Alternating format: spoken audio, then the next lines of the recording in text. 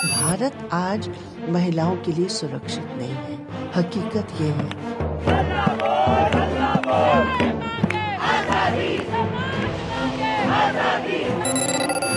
वैसे ये चिंता का विषय है, हम सब ने उसको सीरियस लेना ही चाहिए और मैं इसके ब्लेम करने की गेम में पड़ना नहीं चाहता इस विषय में।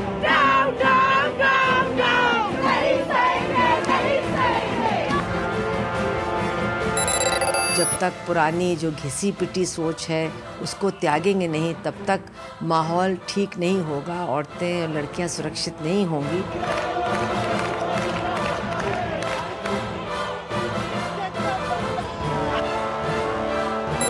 इस अपराध की प्रत्येक उदासीनता है हमारे सरकारों की, जो इसको एक सॉफ्ट इश्यू के रूप में देखते हैं।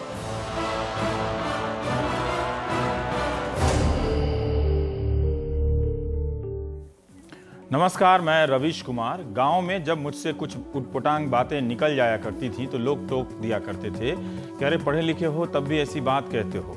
तब मैं समझ नहीं पाता था कि पढ़े लिखे होने का मेरी बात के उटपटांग होने से क्या रिश्ता है। गांव के लोग पढ़े लिखे लोगों से हमेशा सही बात की उम्मीद क्यों करते हैं? दिल्ली आने के 20-22 साल बाद आज ये बात समझ में आ गई है। जब राष्ट्रपति प्रणब मुखर्जी के पुत्र और कांग्रेस सांसद अभिजीत मुखर्जी का बयान सुना तो समझा कि यह जरूरी नहीं कि पढ़े लिखे होने से आपकी सोच वही हो जाए जो आपने पढ़ा है। अव्वल तो क्या पढ़ा है, इसी को लेकर लंबा विवाद हो सकता है। इसीलिए हम सब हैरान हैं कि राष्ट्रपति के पुत्र होकर भी वे ऐसी बातें कैसे कह सकते हैं।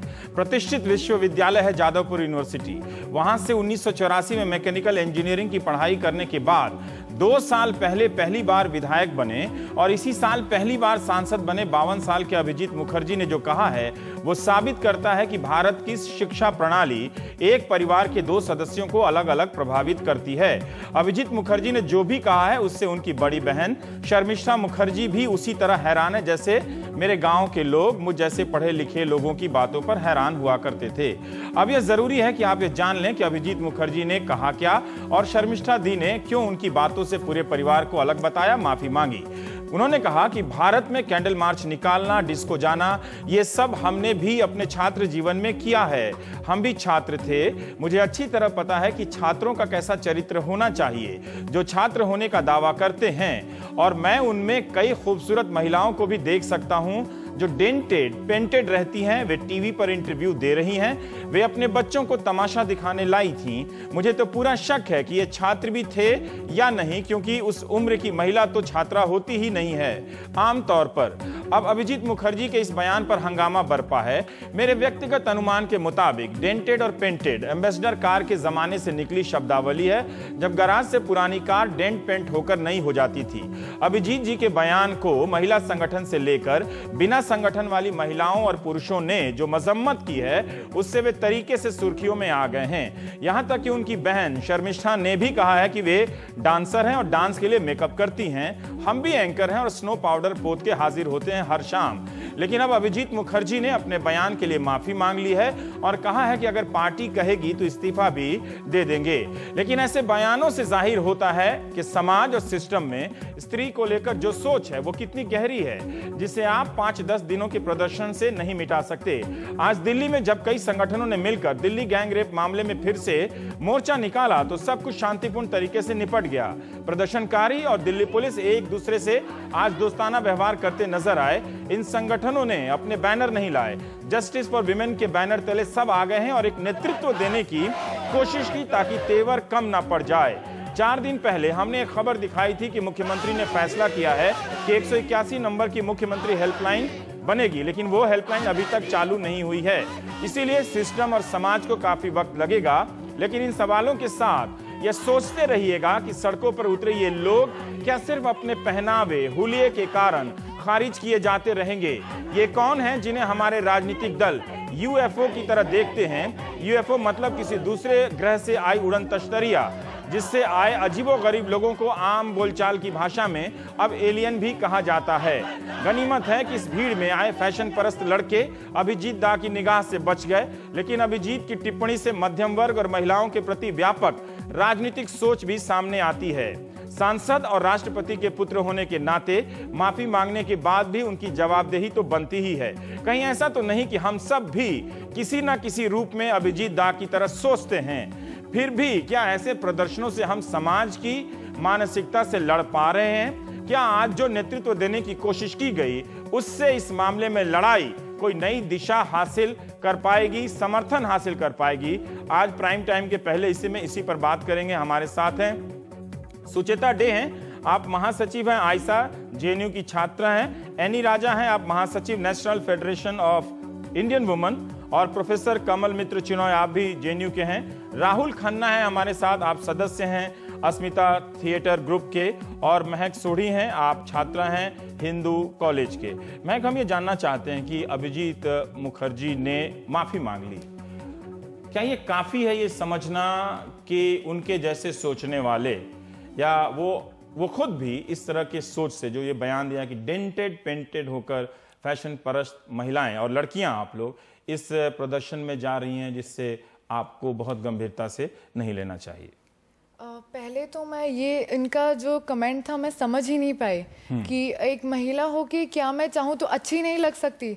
अगर मैं एक कॉज के लिए भी बाहर जा रही हूँ, मैं जैसे मर्जी चाहूँ जो पहन के जाना चाहूँ जा सकती हूँ। और सिर्फ माफ़ी मांगने से उनका ये स्टेटमेंट वापस नहीं लिया जा सकता ना, क्योंकि भले ही वो माफ़ी मांग ले, हम तो ये जान चुके हैं कि वो मीन करते थे इस बात को, उनकी सोच ऐसी है। तो हमारे जो लीडर्स हैं, अगर वही ऐसे सोचते हैं तो फिर हम क्या एक्सपेक्ट कर सकते हैं अपने लीडर्स से? पिछले दिनों बहुत सारे बयान आए और जब भी आप लोगों का प्रदर्शन होता है या ऐसा प्रदर्शन जिसमें नेता नहीं होते हैं और आप जैसे लोग होते हैं, तो ये समझा जाता है ये कौन लोग हैं, ये अपॉलिटिकल हैं, अराजनीतिक लोग हैं, इनको राजनीति की समझ नहीं है, ये किससे लड़ रहे हैं, क्या मांगे मान रहे हैं, इनके पहनावे देखिए, कल तक तो ये डांस कर रहे थे, डिस्को कर रहे थे, इस तरह की बातें कही जाती हैं। तब फिर इन बातों को सुनते हुए बतौर नागरिक, एज ए सिटीजन, आप अपने आप को इस पूरे लोकतांत्रिक सेटअप में कहाँ और कैसे देखती हैं? क्या आपको लगता है कि आप जरूरी भी हैं उनके हिसाब से? उनके हिसाब से तो हम बिल्कुल भी जरूरी नहीं है। अगर उनके कमेंट्स, उनकी बातें सुनी जाए तो उनके हिसाब से तो हमारी कोई वैल्यू ही नहीं है, हम जरूरी हैं ही नहीं। मतलब वो ऐसे हम लोग इस देश के नागरिक हैं, हमने उन्हें वहाँ बिठाया है आज, और उनका काम ये है कि वो हमारी सुरक्षा का ध्यान रखे, वो ये देखें कि हमारी जितने भी ग्रीवियंसेस हैं वो एड्रेस हों। बट उल्टा वो हर चीज का ब्लेम हमारे ऊपर ही डाल रहे हैं। वो कह रहे हैं कि अगर हमारी सोसाइटी में ये सब होता है तो उसकी जिम्मेवार औरतें हैं। जिस देश में एक औरत को पूजा जाता है इतने सालों से, उसे देवी का दर्जा, उसे एक भगवान का दर्जा दिया जाता है, अगर उसके प्रति हमारे देश की सोच ही ऐसी है तो उस देश का क्या होगा? आप लोगों ने क्यों फैसला किया कि लड़ना चाहिए? मतलब कोई राजनीतिक दल अगर इस तरह के कार्यक्रम करता तो आप जाती? एक तो पहले दुख की बात यह है कि इतना बड़ा हादसा होने के बाद पूरा देश जागा है इस घटना को लेकर। इस घटना के होने के बाद हम समझे हैं कि कितना सीरियस इशू है, और बस हमने सोच लिया कि बहुत हो गया। हम भी चाहते हैं कि एक नारी और एक पुरुष के बीच में जो ये भेदभाव करते हैं ये खत्म हो। मैं एक बात जानना चाहता हूं कि हमारी पीढ़ी, एनी की पीढ़ी या प्रोफेसर चिनॉय की पीढ़ी और आपका जो जनरेशन है उसके बीच में आप देखती भी होंगे जो पीछे की पीढ़ियां हैं उनमें, और आपके जो लड़के दोस्त हैं उनमें उनके पालन पोषण में आपने कितनी गैर बराबरी देखी है? वो कम है पहले से ज़्यादा, या वैसी ही हैं जो हम सब की पीढ़ियों में, हमारे माँ बाप की पीढ़ियों में, जनरेशन में रही हैं? आप एक बार फिर से रिपीट। मैं ये जानना चाहता था कि जो आप लोग की अपब्रिंगिंग हुई है, क्या उसमें ये गैप कम हुआ है क्या? लड़का या आपके लड़कों से जो दोस्त हैं उनसे मिलने मुलाकात में या घर में जितना अंतर हम लोगों की पीढ़ियों में है रहा है, या जो प्रोफेसर चिनॉय या एनी की पीढ़ियों में जो रहा होगा? हाँ जी, हमारी पीढ़ी में वो जरूर कम है, और ये एक तरीके से जो जेंडर इक्वालिटी है वो भी डिपिक्ट करता है, वो भी बताता है। क्योंकि जैसे कि आप देखेंगे आप लोगों के टाइम में शायद इतना मिलना जुलना वगैरह नहीं होता था, बट हमारे टाइम में ये नॉर्मल है।